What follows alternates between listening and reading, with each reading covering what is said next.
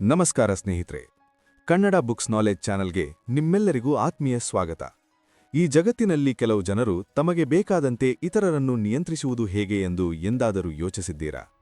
ಕೆಲವರು ಯಾವುದೇ ಕಠಿಣ ಪರಿಸ್ಥಿತಿಯಲ್ಲೂ ಶಕ್ತಿಶಾಲಿಗಳಾಗಿ ಕಾಣುತ್ತಾರೆ, ಆದರೆ ಉಳಿದವರು ಬರೀ ನೋಡುತ್ತಾ ನಿಂತುಬಿಡುತ್ತಾರೆ.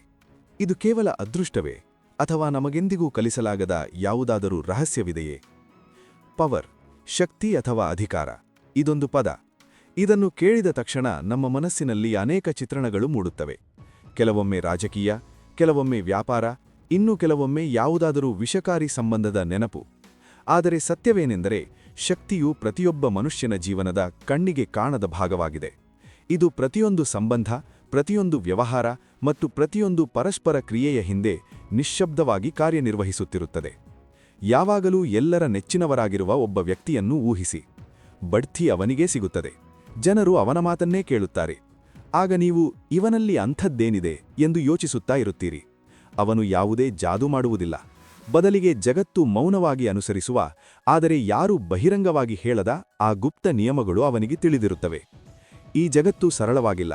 ಇಲ್ಲಿ ನೇರವಾಗಿ ಮಾತನಾಡುವ ಜನರನ್ನು ಸಾಮಾನ್ಯವಾಗಿ ನಿರ್ಲಕ್ಷಿಸಲಾಗುತ್ತದೆ ಮತ್ತು ತಮ್ಮ ನಡೆಗಳನ್ನು ಸದ್ದಿಲ್ಲದೆ ಚಲಿಸುವವರೇ ಆಟವನ್ನು ಗೆಲ್ಲುತ್ತಾರೆ. ಕೆಲವರು ತಮ್ಮ ಆಕರ್ಷಣೆಯಿಂದ ಗೆಲ್ಲುತ್ತಾರೆ, ಕೆಲವರು ಹೆದರಿಕೆಯಿಂದ, ಮತ್ತು ಕೆಲವರು ಒತ್ತಡ ತರುವ ಕಲೆಯನ್ನು ಒಂದು ಕಲೆಯಂತೆ ತಿಳಿದಿರುತ್ತಾರೆ. ಆದರೆ ಇಲ್ಲಿನ ಅತಿದೊಡ್ಡ ಗೇಮ್ ಚೇಂಜರ್ ಏನೆಂದರೆ, ಯಾವ ಸಮಯದಲ್ಲಿ ಯಾವ ನಡತೆಯನ್ನು ಬಳಸಬೇಕು ಎಂದು ತಿಳಿಯುವುದು. ಮತ್ತು ಇದೇ ಆಟವನ್ನು ದಿ 48 ಲಾಸ್ ಆಫ್ ಪವರ್ ಪುಸ್ತಕವು ಕಲಿಸುತ್ತದೆ. ಇದು ಕೇವಲ ಒಂದು ಪ್ರೇರಕ ಕಥೆಯಲ್ಲ, ಇದೊಂದು ವಾಸ್ತವಿಕತೆಯ ಪರೀಕ್ಷೆ. ಒಂದು ರೀತಿಯಲ್ಲಿ ಇದು ಕ್ರೂರವಾಗಿ ಪ್ರಾಮಾಣಿಕವಾದ ಕೈಪಿಡಿ. ಇದು ನಿಮಗೆ ಶಕ್ತಿಯ ಆ ರಹಸ್ಯಗಳನ್ನು ತಿಳಿಸುತ್ತದೆ.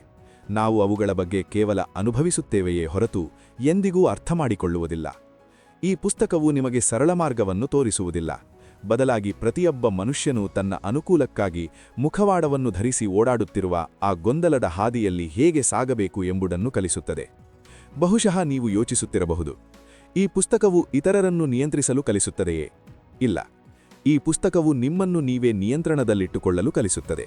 ಇದರಿಂದ ಬೇರೊಬ್ಬರು ನಿಮ್ಮನ್ನು ಆಟದಲ್ಲಿ ಸಿಲುಕಿಸಲು ಪ್ರಯತ್ನಿಸಿದಾಗ ನೀವು ಅವರಿಗಿಂತ ಒಂದು ಹೆಜ್ಜೆ ಮುಂದಿರಬಹುದು. ಏಕೆಂದರೆ ಶಕ್ತಿ ಎಂದರೆ ಕೇವಲ ತಾಕತ್ತು ಮಾತ್ರವಲ್ಲ, ಇದೊಂದು ಮೌನವಾದ ಅಸ್ತ್ರ. ಮತ್ತು ಈ ಅಸ್ತ್ರವನ್ನು ಬಳಸುವ ಯಾರು ಕಲಿಯುತ್ತಾರೋ ಅವರು ಯಾವುದೇ ಯುದ್ಧಭೂಮಿಯಲ್ಲಿ ಏಕಾಂಗಿಯಾಗಿ ನಿಂತರೂ ಗೆಲುವು ಅವರದೇ ಆಗಿರುತ್ತದೆ. ಈ ವಿಡಿಯೋದಲ್ಲಿ ನಿಮ್ಮ ಯೋಚನಾ ಲಹರಿಯನ್ನೇ ಸಂಪೂರ್ಣವಾಗಿ ಬದಲಾಯಿಸುವ ಈ ಪುಸ್ತಕದ 10 ಪ್ರಮುಖ ನಿಯಮಗಳನ್ನು ನಾವು ಅರ್ಥಮಾಡಿಕೊಳ್ಳಲಿದ್ದೇವೆ. ಹಾಗಾದರೆ ಪ್ರಾರಂಭಿಸೋಣ. ನಿಯಮ 1. ಗುರುವನ್ನು ಎಂದಿಗೂ ಮೀರಿಸಬೇಡಿ. Never outshine the master. ನಿಮ್ಮ ಶ್ರಮ, ನಿಮ್ಮ ಪ್ರತಿಭೆ ಮತ್ತು ನಿಮ್ಮ ಪ್ರಾಮಾಣಿಕತೆಯ ಹೊರತಾಗಿಯೂ ಜೀವನದಲ್ಲಿ ಕೆಲವು ಜನರು ನಿಮ್ಮನ್ನು ಏಕೆ ಹಿಂದಿಕ್ಕುತ್ತಾರೆ ಎಂದು ಎಂದಾದರೂ ಯೋಚಿಸಿದ್ದೀರಾ? ಯಾವುದೇ ಕೆಲಸದಲ್ಲಿ ನೀವು ಉತ್ಕೃಷ್ಟತೆಯನ್ನು ತೋರಿಸಿದಾಗ, ಯಾವುದೇ ಒಂದು ಯೋಜನೆ ಅಥವಾ ಪ್ರಾಜೆಕ್ಟ್ ಅನ್ನು ಸಂಪೂರ್ಣ ಶ್ರದ್ಧೆಯಿಂದ ನಿರ್ವಹಿಸಿದಾಗ, ಮೆಚ್ಚುಗೆಯ ಮಾತುಗಳು ದೂರವಿರಲಿ, ಎದುರಿಗಿನವರ ನಡತೆಯೇ ಬದಲಾಗಿರುವುದನ್ನು ನೀವು ಹಲವು ಬಾರಿ ಗಮನಿಸಿರಬಹುದು. ಇದ್ದಕ್ಕಿದ್ದಂತೆ ಅವರು ನಿಮ್ಮಿಂದ ದೂರವಿರಲು ಪ್ರಾರಂಭಿಸುತ್ತಾರೆ, ನಿಮ್ಮನ್ನು ನಿರ್ಲಕ್ಷಿಸಲು ಶುರು ಮಾಡುತ್ತಾರೆ, ಅಥವಾ ನಿಮ್ಮ ವಿರುದ್ಧವೇ ಒಂದು ವಾತಾವರಣ ಸೃಷ್ಟಿಯಾಗಲು ಪ್ರಾರಂಭಿಸುತ್ತದೆ. ಆದರೆ ಏಕೆ? ಪ್ರತಿಭಾವಂತರಾಗಿರುವುದು ತಪ್ಪೇ? ಸಮರ್ಥರಾಗಿರುವುದು ಅಪರಾಧವೇ? ಇಲ್ಲ, ಅದು ಅಪರಾಧವಲ್ಲ. ಆದರೆ ಈ ಜಗತ್ತು ನೇರವಾಗಿ ನಡೆಯುವುದಿಲ್ಲ, ಮತ್ತು ನಮಗೆ ಯಾರೂ ಹೇಳಿಕೊಡದ ಅತಿ ಮುಖ್ಯವಾದ ಮೊದಲ ನಿಯಮ ಇದೇ ಆಗಿದೆ. ಗುರುವನ್ನು ಎಂದಿಗೂ ಮೀರಿಸಬೇಡಿ. Never outshine the master. ಇದರರ್ಥವೇನೆಂದರೆ, ನೀವು ಯಾರ ಅಡಿಯಲ್ಲಿ ಕೆಲಸ ಮಾಡುತ್ತಿದ್ದೀರೋ ಅವರು ನಿಮ್ಮ ಬಾಸ್ ಆಗಿರಬಹುದು, ನಿಮ್ಮ ಶಿಕ್ಷಕರಾಗಿರಬಹುದು, ನಿಮ್ಮ ಹಿರಿಯರಾಗಿರಬಹುದು, ಅಥವಾ ಅವರ ಅಹಂಕಾರವನ್ನು ನೀವು ಸುಲಭವಾಗಿ ಕೆಣಕಬಹುದಾದ ಯಾವುದೇ ವ್ಯಕ್ತಿಯಾಗಿರಬಹುದು. ಅವರ ಮುಂದೆ ಎಂದಿಗೂ ಅಷ್ಟೊಂದು ಪ್ರಕಾಶಮಾನವಾಗಿ ಬೆಳಗಬೇಡಿ. ಇದರಿಂದ ಅವರಿಗೆ ತಮ್ಮ ಅಸ್ತಿತ್ವದ ಬಗ್ಗೆಯೇ ಅನುಮಾನ ಮೂಡಬಹುದು. ಅಧಿಕಾರದ ಜಗತ್ತಿನಲ್ಲಿ ಅಹಂಕಾರವು ಬಹಳ ಸೂಕ್ಷ್ಮವಾದ ವಿಷಯ. ಉನ್ನತ ಹುದ್ದೆಗಳಲ್ಲಿರುವವರಲ್ಲಿ ಸಾಮಾನ್ಯವಾಗಿ ಆಳವಾದ ಅಸುರಕ್ಷಿತ ಭಾವನೆ ಇರುತ್ತದೆ, ಆದರೆ ಅವರದನ್ನು ಎಂದಿಗೂ ಹೊರಹಾಕುವುದಿಲ್ಲ.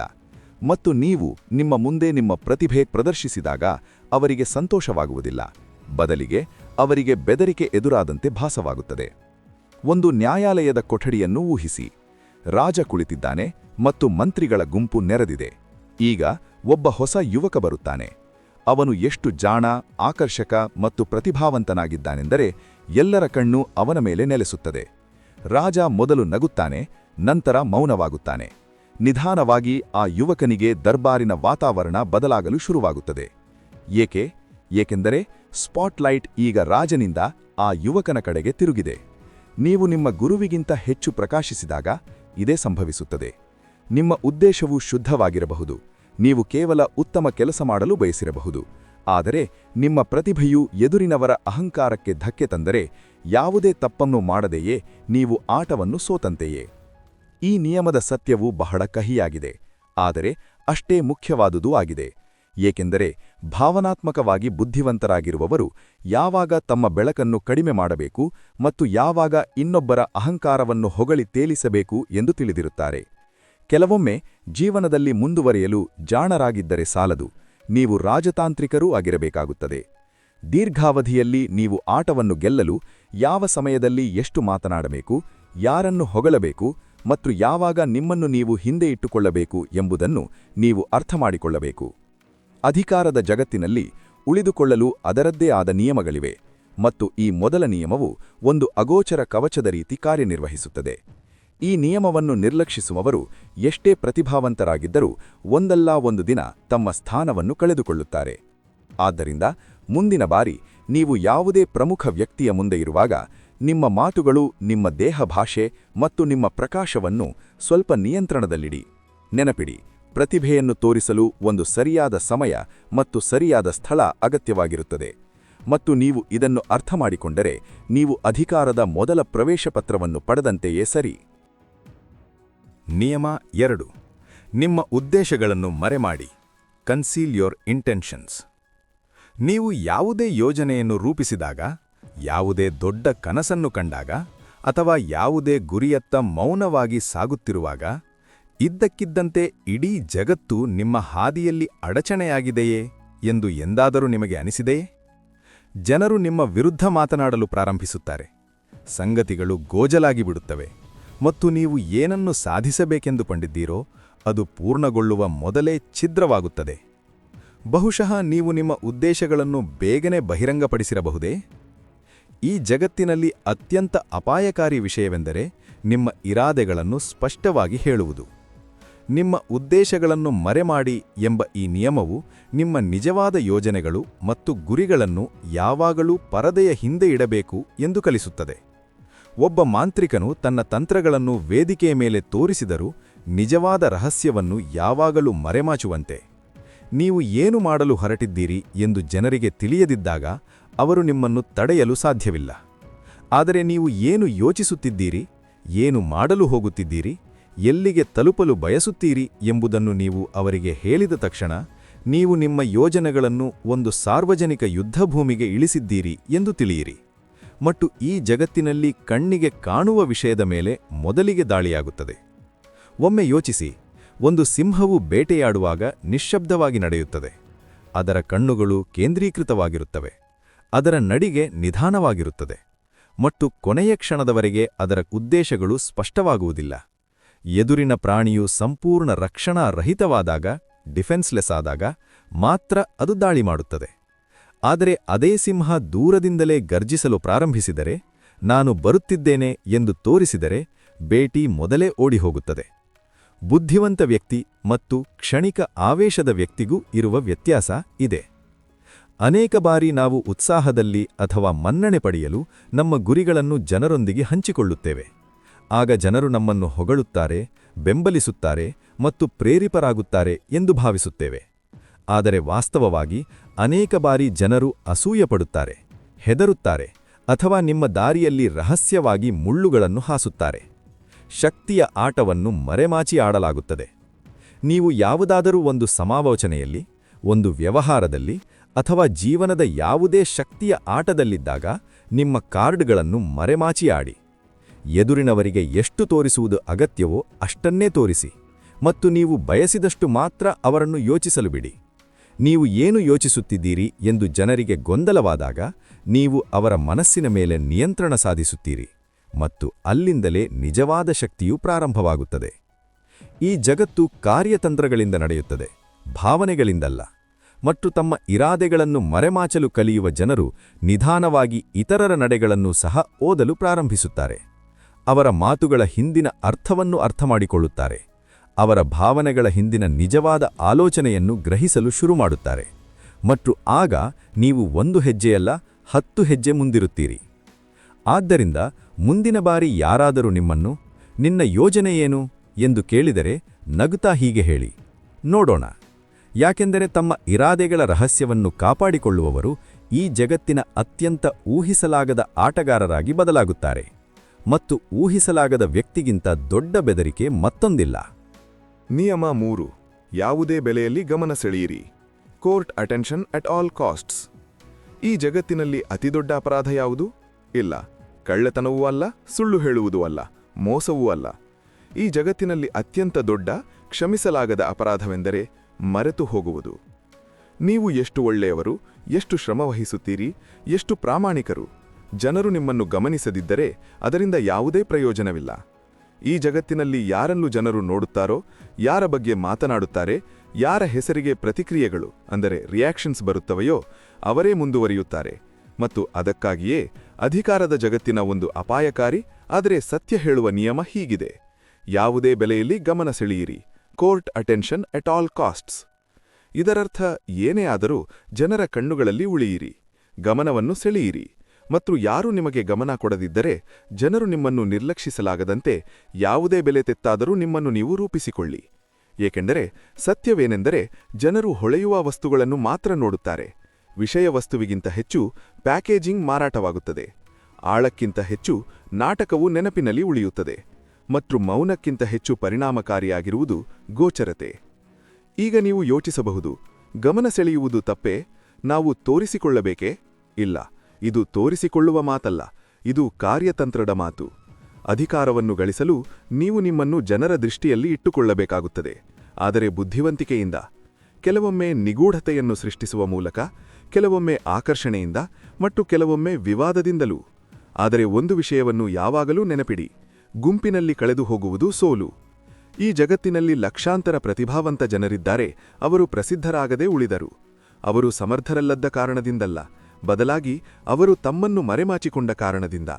ಯೋಚಿಸಿ, ಒಂದು ವಜ್ರವನ್ನು ಕತ್ತಲೆಯಲ್ಲಿ ಇಟ್ಟರೆ ಅದರ ಬೆಲೆಯನ್ನು ಯಾರಾದರೂ ಗುರುತಿಸಲು ಸಾಧ್ಯವೇ? ಇತಿಹಾಸವನ್ನು ನೋಡಿ.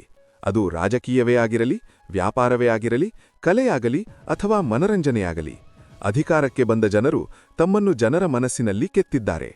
ಕೆಲವೊಮ್ಮೆ ನೋಟದಿಂದ, ಕೆಲವೊಮ್ಮೆ ಮಾತಿನಿಂದ, ಕೆಲವೊಮ್ಮೆ ಕ್ರಿಯೆಗಳಿಂದ. ಆದರೆ ಅವರು ಒಂದು ವಿಷಯದಲ್ಲಿ ಸಾಮಾನ್ಯರಾಗಿದ್ದರು: ಗಮನವನ್ನು ಎಂದಿಗೂ ಕೈಬಿಡಲಿಲ್ಲ. ಕೆಲವೊಮ್ಮೆ ಒಂದು ಸಣ್ಣ ಪ್ರವೇಶ, ಒಂದು ಧೈರ್ಯಶಾಲಿ ಉಡುಗೆ, ಒಂದು ವಿಚಿತ್ರವಾದ ಮಾತು ಅಥವಾ ಒಂದು ನಿಗೂಢ ಮೌನ ಕೂಡ ಜನರ ಕುತೂಹಲವನ್ನು ಸೆಳೆಯಬಲ್ಲದು. ಮತ್ತು ಕುತೂಹಲದಿಂದಲೇ ಗೋಚರತೆ ಶುರುವಾಗುತ್ತದೆ, ಮತ್ತು ಅಲ್ಲಿಂದಲೇ ಶಕ್ತಿಯ ದ್ವಾರವೂ ತೆರೆಯುತ್ತದೆ. ಆದ್ದರಿಂದ ಮುಂದಿನ ಬಾರಿ ನೀವು ಯಾವುದೇ ಸಭೆಯಲ್ಲಿ, ಸಾಮಾಜಿಕ ಸ್ಥಳದಲ್ಲಿ ಅಥವಾ ಆನ್ಲೈನ್ ಜಗತ್ತಿನಲ್ಲಿರುವಾಗ ನಿಮ್ಮ ಅಸ್ತಿತ್ವವನ್ನು ಮಂಕಾಗಲು ಬಿಡಬೇಡಿ. ನಿಮ್ಮ ಮೇಲೆ ನೀವೇ ಬೆಳಕನ್ನು ಚೆಲ್ಲಿ. ಏಕೆಂದರೆ ಜಗತ್ತು ನಿಮ್ಮನ್ನು ನೋಡುವ ಹೊರತು ಅದು ನಿಮ್ಮನ್ನು ಗೌರವಿಸುವುದಿಲ್ಲ.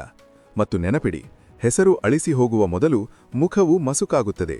ಅಧಿಕಾರದ ಜಗತ್ತಿನಲ್ಲಿ ನೀವು ಒಂದೋ ಸ್ಪಾಟ್ಲೈಟ್ನಲ್ಲಿರುತ್ತೀರಿ, ಇಲ್ಲವೇ ನೆರಳಿನಲ್ಲಿ ಕಳೆದು ಹೋಗುತ್ತೀರಿ. ಆದ್ದರಿಂದ ಬುದ್ಧಿವಂತಿಕೆಯಿಂದ ಆಯ್ಕೆ ಮಾಡಿ. ಏಕೆಂದರೆ ಗಮನ ಸೆಳೆಯುವುದು ಒಂದು ಐಚ್ಛಿಕ ಅಂಶವಲ್ಲ, ಅದು ಉಳಿವಿಕೆಯ ನಿಯಮ. ನಿಯಮ 4. ನಿಮ್ಮ ಶತ್ರುವನ್ನು ಸಂಪೂರ್ಣವಾಗಿ ನಾಶ ಮಾಡಿ. Crush your enemy totally. ಯಾವುದಾದರೂ ಒಬ್ಬ ವ್ಯಕ್ತಿ ನಿಮ್ಮೊಂದಿಗೆ ನೀವು ಜೀವನದಲ್ಲಿ ಮರೆಯಲಾಗದಂತಹದ್ದನ್ನು ಮಾಡಿದ್ದಾನೆಯೇ? ಮೋಸ ಮಾಡಿದ, ನಿಮ್ಮನ್ನು ಕೆಳಗೆ ಕಂಡ, ನಿಮಗೆ ಹಾನಿ ಮಾಡಿದ, ಮತ್ತು ನೀವು ಅವನನ್ನು ಕ್ಷಮಿಸಿಬಿಟ್ಟಿರಿ. ಬಹುಶಃ ನೀವು ಉದಾರ ವ್ಯಕ್ತಿಯಾಗಲು ಬಯಸಿರಬಹುದು, ಅಥವಾ ಹೋರಾಟ ಬೇಡ ಎಂದುಕೊಂಡಿರಬಹುದು. ಆದರೆ ಆಮೇಲೇನಾಯಿತು? ಸ್ವಲ್ಪ ಸಮಯದ ನಂತರ ಅದೇ ವ್ಯಕ್ತಿ ಹಿಂತಿರುಗಿದ ಮತ್ತು ಮತ್ತೆ ನಿಮಗೆ ನೋವು ನೀಡಿದ. ನಿಮ್ಮ ಶತ್ರುವನ್ನು ನೀವು ಸಂಪೂರ್ಣವಾಗಿ ಮುಗಿಸದಿದ್ದಾಗ ಇದೇ ಸಂಭವಿಸುತ್ತದೆ. ಈ ಜಗತ್ತಿನ ಒಂದು ಕಹಿ ಆದರೆ ಸತ್ಯವೇನೆಂದರೆ, ನಿಮ್ಮ ಶತ್ರುವನ್ನು ಸಂಪೂರ್ಣವಾಗಿ ನಾಶ ಮಾಡಿ. ಹೌದು, ಇದು ಕೇಳಲು ನಿರ್ದಯವಾಗಿ ಕಾಣಿಸಬಹುದು, ಆದರೆ ನೀವು ಅಧಿಕಾರದ ಜಗತ್ತಿನಲ್ಲಿ ಉಳಿಯಲು ಬಯಸಿದರೆ ಅಪೂರ್ಣ ಯುದ್ಧಗಳು ಅತ್ಯಂತ ಅಪಾಯಕಾರಿ ಎಂದು ನೀವು ಅರ್ಥಮಾಡಿಕೊಳ್ಳಬೇಕು. ನೀವು ಒಬ್ಬ ಶತ್ರುವನ್ನು ಅಪೂರ್ಣವಾಗಿ ಬಿಟ್ಟಾಗ, ಅವರನ್ನು ಸ್ನೇಹಿತನನ್ನಾಗಿ ಮಾಡಿಕೊಳ್ಳದಿದ್ದಾಗ ಅಥವಾ ಸಂಪೂರ್ಣವಾಗಿ ನಾಶ ಮಾಡದಿದ್ದಾಗ, ಅವನು ಒಳಗಿಂದಲೇ ಮತ್ತೆ ಶಕ್ತಿಯನ್ನು ಸಂಗ್ರಹಿಸುತ್ತಾನೆ.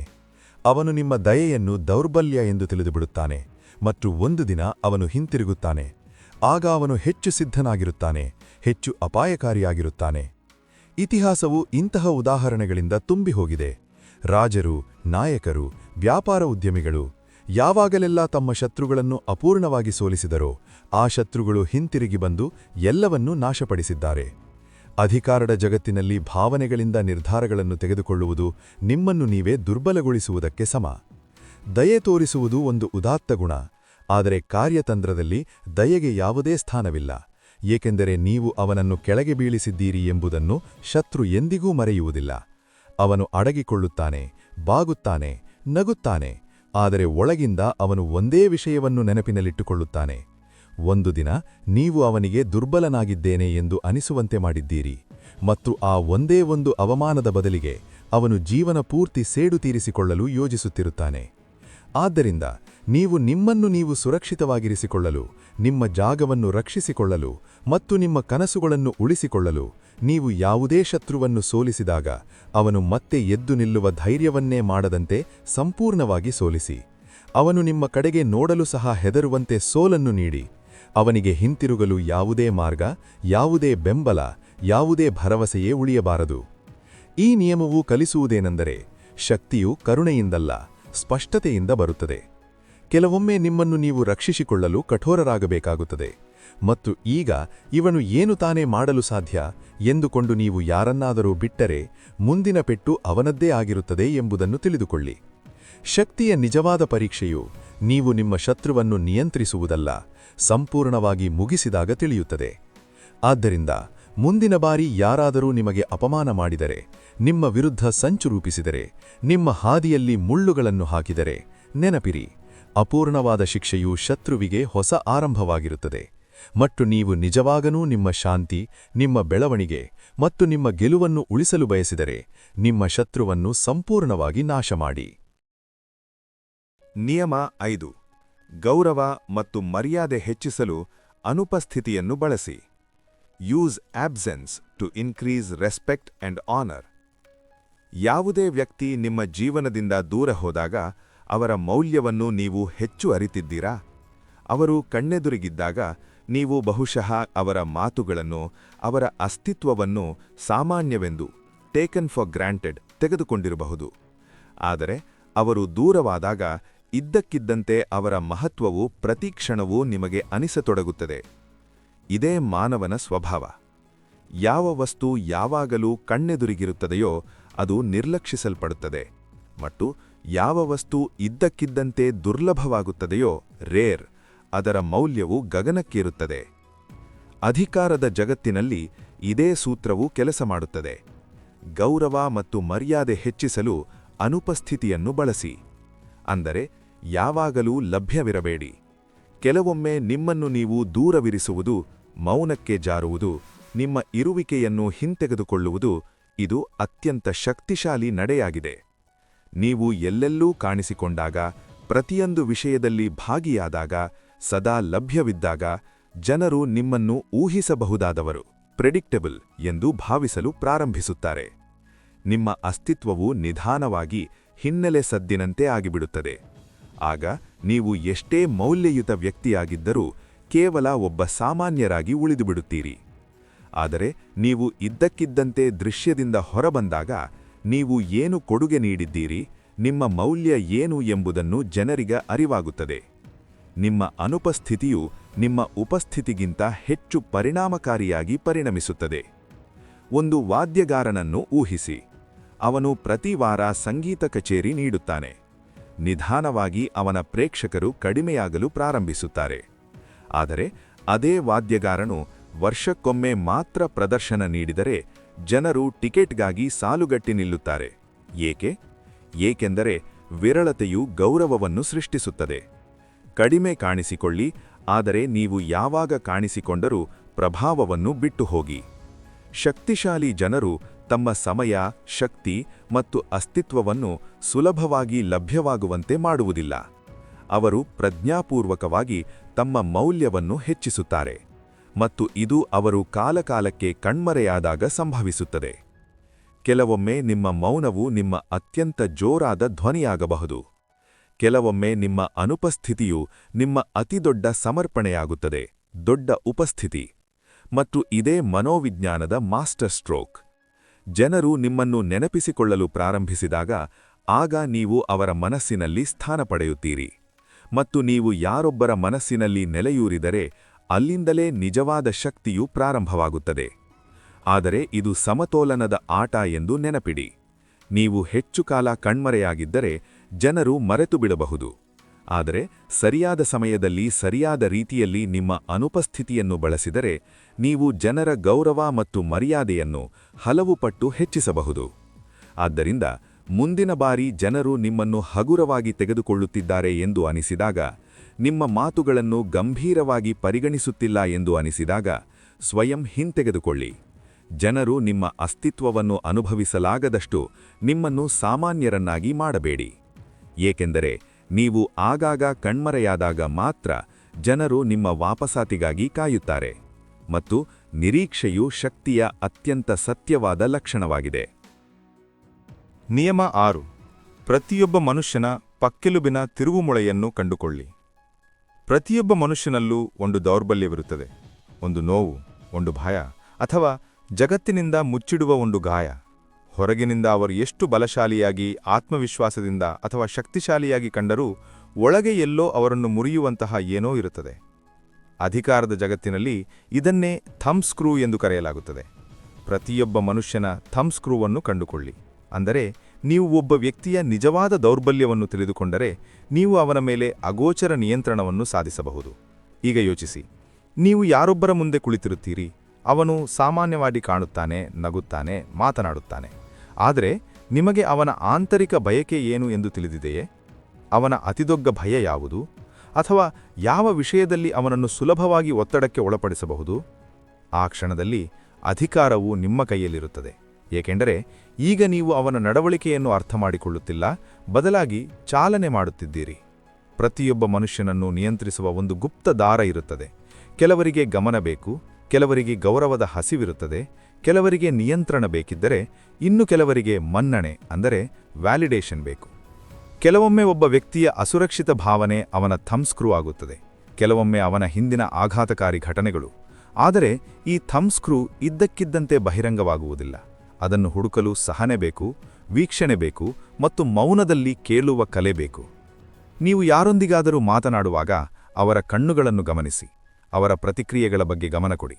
ಯಾವ ವಿಷಯದ ಬಗ್ಗೆ ಅವರು ಹೆಚ್ಚು ಭಾವನಾತ್ಮಕರಾಗುತ್ತಾರೆ? ಯಾವ ಮಾತಿಗೆ ಅವರು ಮುಜುಗರಕ್ಕೊಳಗಾಗುತ್ತಾರೆ? ಯಾವ ವಿಷಯಗಳು ಅವರನ್ನು ಪ್ರಚೋದಿಸುತ್ತವೆ? ಕೆಲವೊಮ್ಮೆ ಅವರು ತಮ್ಮ ದೌರ್ಬಲ್ಯವನ್ನು ಸನ್ನೆಗಳಲ್ಲಿ, ಮಾತುಗಳಲ್ಲಿ ಅಥವಾ ಪದೇ ಪದೇ ಹೇಳುವ ವಿಷಯಗಳಲ್ಲಿ ತಾವಾಗಿಯೇ ಬಹಿರಂಗಪಡಿಸುತ್ತಾರೆ.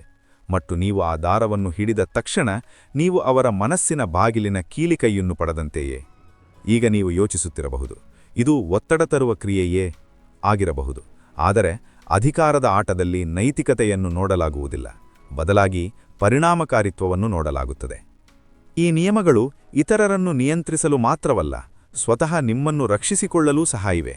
ಏಕೆಂದರೆ ನೀವು ಇತರರ ಥಂಬ್ ಸ್ಕ್ರೂವನ್ನು ಗುರುತಿಸಲು ಕಲಿಯುವಾಗ ನಿಮ್ಮನ್ನು ಯಾರು ಎಲ್ಲಿಂದ ನಿಯಂತ್ರಿಸಬಹುದು ಎಂಬುದನ್ನು ಸಹ ನೀವು ತಿಳಿದುಕೊಳ್ಳುತ್ತೀರಿ.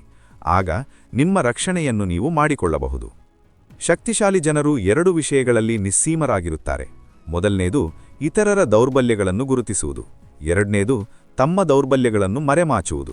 ಏಕೆಂದರೆ ತನ್ನ ದೌರ್ಬಲ್ಯವನ್ನು ಮರೆಮಾಚಲು ಮತ್ತು ಇತರರ ದೌರ್ಬಲ್ಯವನ್ನು ಮುಟ್ಟಲು ತಿಳಿದಿರುವವನು ಮಾತ್ರ ಜಗತ್ತಿನಲ್ಲಿ ನಿಜವಾದ ಅಧಿಕಾರವನ್ನು ಪಡೆಯುತ್ತಾನೆ. ಆದ್ದರಿಂದ ಮುಂದಿನ ಬಾರಿ ನೀವು ಯಾರೊಂದಿಗಾದರೂ ಸಂವಾದದಲ್ಲಿರುವಾಗ ಕೇವಲ ಮೇಲ್ಮೈ ಮಾತುಗಳನ್ನು ಕೇಳಬೇಡಿ. ಅವನ ದಣಿವನ್ನು, ಅವನ ಮಾತುಗಳ ಹಿಂದಿನ ಅರ್ಥವನ್ನು ಮತ್ತು ಅವನ ಕಣ್ಣುಗಳ ಆತಂಕವನ್ನು ಓದಿರಿ. ಏಕೆಂದರೆ ಅಲ್ಲಿ ಎಲ್ಲೋ ಅವನ ಥಂಬ್ ಸ್ಕ್ರೂ ಅಡಗಿದೆ ಮತ್ತು ಅಲ್ಲಿಂದಲೇ ನಿಮ್ಮ ನಿಜವಾದ ಶಕ್ತಿಯು ಪ್ರಾರಂಭವಾಗುತ್ತದೆ. ನಿಯಮ 7. ನಿಮ್ಮದೇ ಶೈಲಿಯಲ್ಲಿ ರಾಜನಾಗಿರಿ. ರಾಜನಂತೆ ವರ್ತಿಸಿ, ರಾಜನಂತೆ ಪರಿಗಣಿಸಲ್ಪಡಿ. Be royal in your own fashion. Act like a king to be treated like one. ಒಬ್ಬ ವ್ಯಕ್ತಿಯನ್ನು ಊಹಿಸಿ. ಅವನು ಅರಮನೆಯಲ್ಲಿ ಹುಟ್ಟಿಲ್ಲ.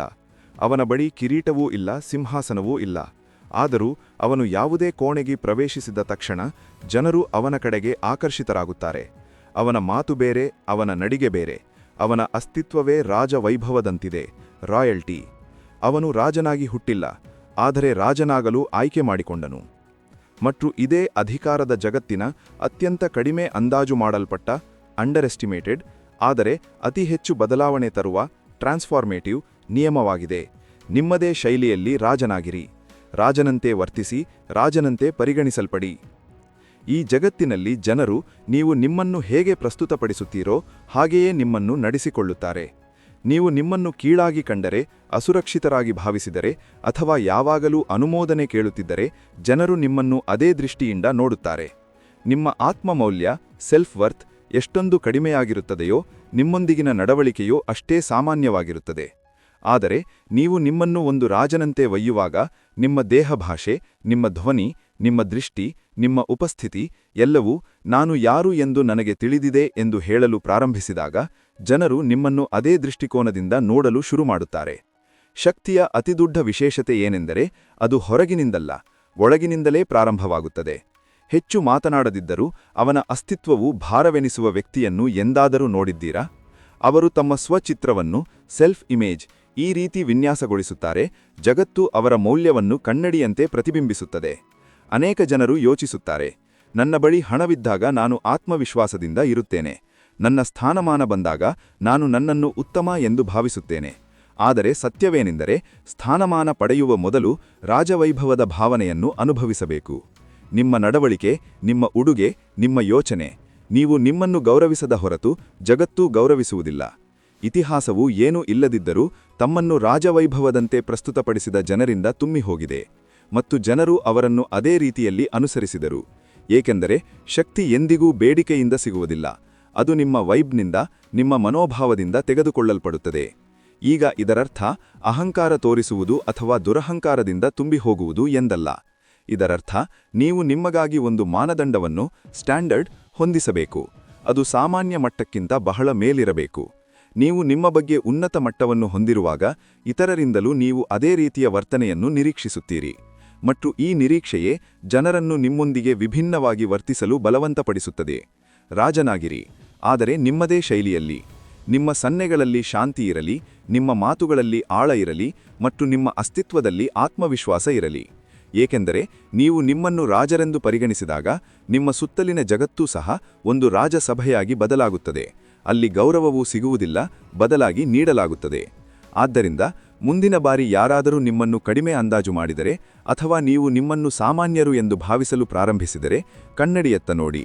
ನೇರವಾಗಿ ನಿಂತು ನಿಮ್ಮೊಂದಿಗೆ ನೀವೇ ಹೀಗೆ ಹೇಳಿಕೊಳ್ಳಿ, ನಾನು ರಾಜ ಮತ್ತು ಈ ಜಗತ್ತಿನಿಂದ ನನಗೆ ಯಾರ ಅನುಮತಿಯೂ ಬೇಕಿಲ್ಲ. ಏಕೆಂದರೆ ನೀವು ನಿಮ್ಮನ್ನು ರಾಜ ಎಂದು ಒಪ್ಪಿಕೊಳ್ಳುವವರೆಗೆ ಬೇರೊಬ್ಬರೂ ನಿಮಗೆ ಎಂದಿಗೂ ಕಿರೀಟವನ್ನು ತೊಡಿಸುವುದಿಲ್ಲ. ನಿಯಮ 8. ಸಮಯ ನಿರ್ವಹಣಾ ಕಲೆಯ ಪ್ರಭುತ್ವ ಸಾಧಿಸಿ. Master the art of timing. ಕೆಲವು ಜನರು ಹೆಚ್ಚು ಶ್ರಮವಿಲ್ಲದೆ ದೊಡ್ಡ ಗೆಲುವುಗಳನ್ನು ಏಕೆ ಸಾಧಿಸುತ್ತಾರೆ ಎಂದು ಎಂದಾದರೂ ಯೋಚಿಸಿದ್ದೀರಾ? ಆದರೆ ಅದೇ ಸಮಯದಲ್ಲಿ ಕೆಲವರು ಶಕ್ತಿಮೀರಿ ಶ್ರಮ ಹಾಕಿಯೂ ಕೇವಲ ಕಾಯುತ್ತಲೇ ಉಳಿಯುತ್ತಾರೆ. ಏಕೆಂದರೆ ವ್ಯತ್ಯಾಸವು ಕೌಶಲ್ಯ ಅಥವಾ ಶ್ರಮದಲ್ಲಿಲ್ಲ, ವ್ಯತ್ಯಾಸವಿರುವುದು ಸಮಯ ನಿರ್ವಹಣೆಯಲ್ಲಿ.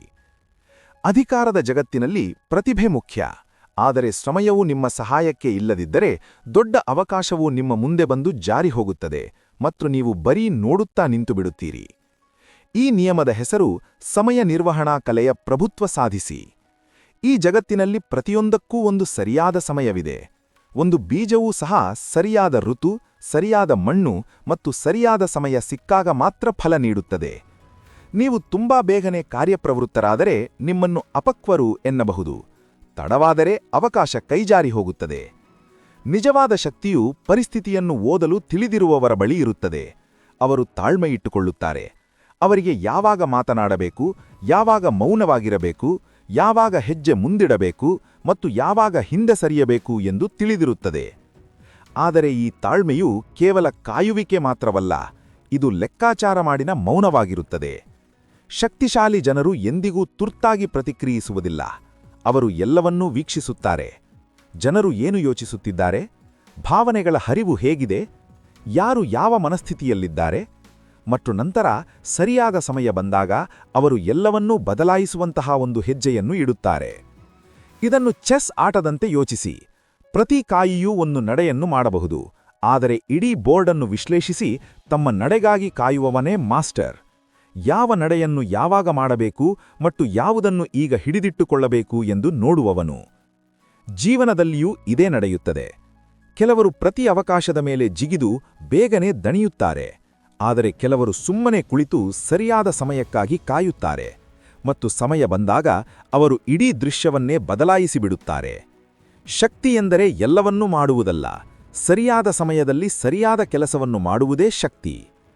ಆದರೆ ಒಂದು ವಿಷಯ ನೆನಪಿರಲಿ, ಸಮಯವನ್ನು ಕರಗತ ಮಾಡಿಕೊಳ್ಳುವುದು ಎಂದರೆ ಯಾವಾಗಲೂ ಕಾಯುತ್ತಲೇ ಇರುವುದು ಎಂದರ್ಥವಲ್ಲ.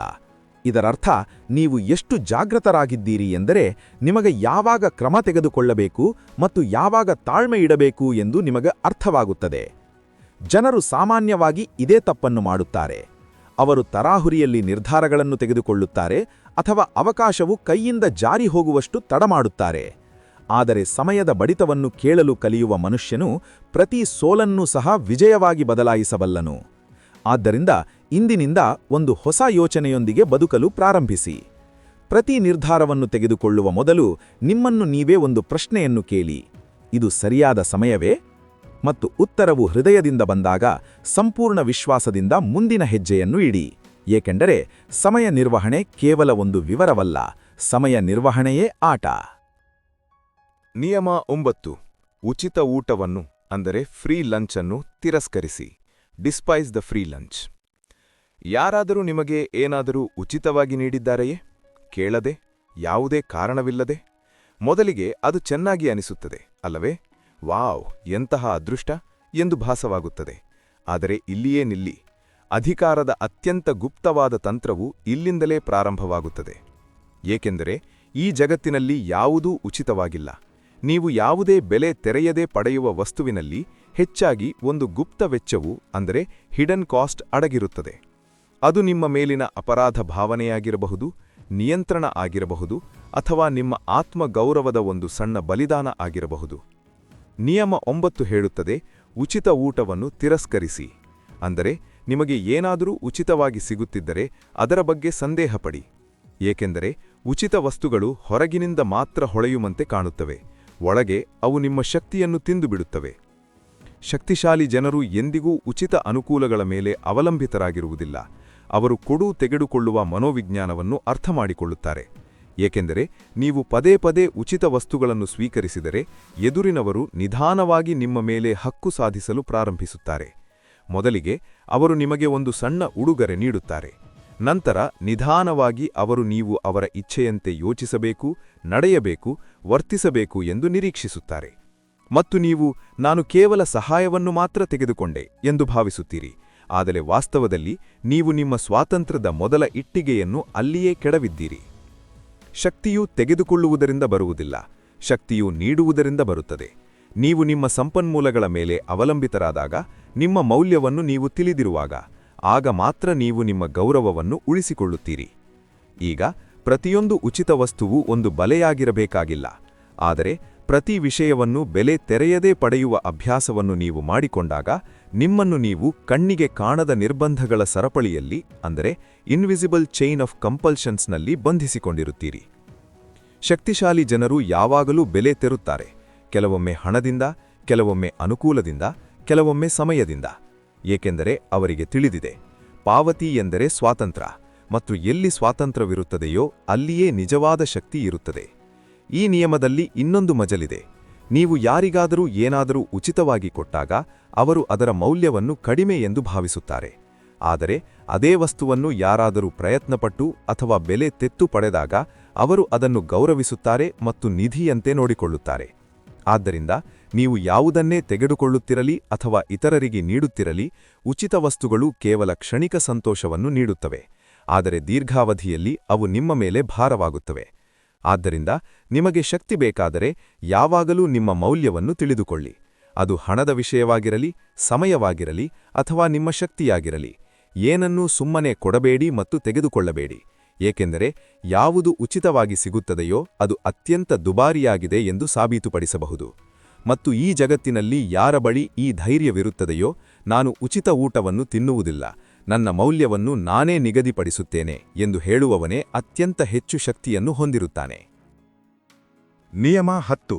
ರೂಪರಹಿತತೆಯನ್ನು ಊಹಿಸಿ. ಅಸ್ಯೂಮ್ ಫಾರ್ಮ್ಲೆಸ್ನೆಸ್. ಒಂದು ಕೊನೆಯ ಪ್ರಶ್ನೆ, ಈ ಜಗತ್ತಿನಲ್ಲಿ ಯಾವುದೂ ಶಾಶ್ವತವಾಗಿಲ್ಲ ಎಂದ ಮೇಲೆ ನಿಮ್ಮ ಗುರುತನ್ನು ಯಾವುದರಲ್ಲಿ ಮರೆಮಾಚುವುದು ಅತ್ಯಂತ ಸುರಕ್ಷಿತ? ಉತ್ತರ: ಯಾವುದರಲ್ಲೂ ಅಲ್ಲ. ಈ ಪುಸ್ತಕದ ಕೊನೆಯ ಮತ್ತು ಅತ್ಯಂತ ಶಕ್ತಿಶಾಲಿ ಪಾಠವೆಂದರೆ ರೂಪರಹಿತತೆಯನ್ನು ಊಹಿಸಿ, ಅಂದರೆ ರೂಪವಿಲ್ಲದವರಾಗಿ ಇರಿ. ಏಕೆಂದರೆ ಯಾವುದಕ್ಕೆ ಒಂದು ಖಚಿತವಾದ ರೂಪವಿರುತ್ತದೆಯೋ ಅದನ್ನು ಸುಲಭವಾಗಿ ಒಡೆಯಬಹುದು, ಕೊಲ್ಲಬಹುದು ಮತ್ತು ಗುರಿಯಾಗಿಸಬಹುದು. ಟಾರ್ಗೆಟ್: ನೀವು ಗಾಜಿನ ಲೋಟವಾದರೆ ನಿಮ್ಮನ್ನು ಒಡೆಯಬಹುದು, ನೀವು ಗೋಡೆಯಾದರೆ ನಿಮ್ಮನ್ನು ಕೆಡವಬಹುದು, ಆದರೆ ನೀವು ಗಾಳಿಯಂತೆ ಆದರೆ ನಿಮ್ಮನ್ನು ಯಾರೂ ಮುಟ್ಟಲು ಸಾಧ್ಯವಿಲ್ಲ. ಅಧಿಕಾರದ ಜಗತ್ತಿನಲ್ಲಿ ಮನುಷ್ಯನು ತನ್ನನ್ನು ಒಂದು ನಿಶ್ಚಿತ ಗುರುತಿನಲ್ಲಿ ಬಂಧಿಸಿಕೊಳ್ಳುವುದು ಅತಿದೊಡ್ಡ ತಪ್ಪು. ನಾನು ಹೀಗೆಯೇ ಇರುತ್ತೇನೆ, ನನಗೆ ಇದೊಂದೇ ಗೊತ್ತು, ನಾನು ಎಂದಿಗೂ ಬದಲಾಗುವುದಿಲ್ಲ. ಇವು ಕೇವಲ ಮಾತುಗಳಲ್ಲ, ಶವಪೆಟ್ಟಿಗೆಗಳು. ಏಕೆಂದರೆ ಈ ಜಗತ್ತಿನಲ್ಲಿ ಗೆಲ್ಲುವವರು ಬಿಗಿಯಾಗಿರುವುದಿಲ್ಲ, ರಿಜಿಡ್. ಅವರು ದ್ರವದಂತೆ ಇರುತ್ತಾರೆ. ಅವರು ಪ್ರತಿ ಪರಿಸ್ಥಿತಿಯೊಂದಿಗೆ ತಮ್ಮ ರೂಪವನ್ನು ಬದಲಾಯಿಸುತ್ತಾರೆ. ಅವರು ಪ್ರತಿ ಕಷ್ಟವನ್ನು ಗ್ರಹಿಸುತ್ತಾರೆ, ಅಬ್ಸರ್ವ್, ಹೊಂದಾಣಿಕೆ ಮಾಡಿಕೊಳ್ಳುತ್ತಾರೆ, ಅಡ್ಯಾಪ್ಟ್, ಮತ್ತು ನಿಶ್ಶಬ್ದವಾಗಿ ಹೊಡೆಯುತ್ತಾರೆ. ರೂಪರಹಿತತೆಯನ್ನು ಊಹಿಸಿ ಎಂದರೆ ನಿಮ್ಮ ಅಹಂಕಾರವನ್ನು ಕರಗಿಸುವುದು, ನಿಮ್ಮ ಆರಾಮ ವಲಯವನ್ನು ಬಿಡುವುದು ಮತ್ತು ನಿಮ್ಮ ಶಕ್ತಿಯನ್ನು ಹರಿಯುವಂತೆ ಮಾಡುವುದು. ನೀವು ಊಹಿಸಬಹುದಾದವರಾಗಿದ್ದರೆ ನೀವು ದುರ್ಬಲರಾಗುತ್ತೀರಿ. ಜನರು ನೀವು ಏನು ಯೋಚಿಸುತ್ತೀರಿ, ಏನು ಮಾಡುತ್ತೀರಿ ಎಂದು ತಿಳಿದುಬಿಡುತ್ತಾರೆ. ಅಲ್ಲಿಂದಲೇ ನಿಮ್ಮ ಶಕ್ತಿಯು ದುರ್ಬಲಗೊಳ್ಳಲು ಪ್ರಾರಂಭಿಸುತ್ತದೆ. ಆದರೆ ನೀವು ಬದಲಾಗಲು, ವಿಕಸನಗೊಳ್ಳಲು ಪ್ರಾರಂಭಿಸಿದ ತಕ್ಷಣ ಜನರು ಗೊಂದಲಕ್ಕೊಳಗಾಗುತ್ತಾರೆ, ಭಯಪಡಲು ಶುರುಮಾಡುತ್ತಾರೆ, ಮತ್ತು ಆ ಭಯದಲ್ಲಿ ಅವರು ನಿಮ್ಮ ಮುಂದೆ ಬಾಗಲು ಶುರುಮಾಡುತ್ತಾರೆ. ರೂಪರಹಿತತೆ ಎಂದರೆ ನಿಮ್ಮ ಗುರುತನ್ನು ಕಳೆದುಕೊಳ್ಳುವುದು ಎಂದರ್ಥವಲ್ಲ. ಇದರರ್ಥ ಒಬ್ಬ ಕಲಾವಿದನು ಕ್ಯಾನ್ವಾಸ್ ಮೇಲೆ ಚಿತ್ರಿಸುವಂತೆ ನಿಮ್ಮ ಗುರುತನ್ನು ಬಳಸುವುದು. ಪ್ರತಿ ಬಾರಿ ಹೊಸ ಬಣ್ಣ, ಹೊಸ ರೂಪ ಮತ್ತು ಪ್ರತಿ ಬಾರಿ ಊಹಿಸಲಾಗದ ಏನಾದರೂ. ಅದಕ್ಕಾಗಿಯೇ ನೀರು ಅತ್ಯಂತ ಶಕ್ತಿಶಾಲಿ, ಏಕೆಂದರೆ ಅದು ಯಾವುದೇ ರೂಪವನ್ನು ತೆಗೆದುಕೊಳ್ಳಬಹುದು.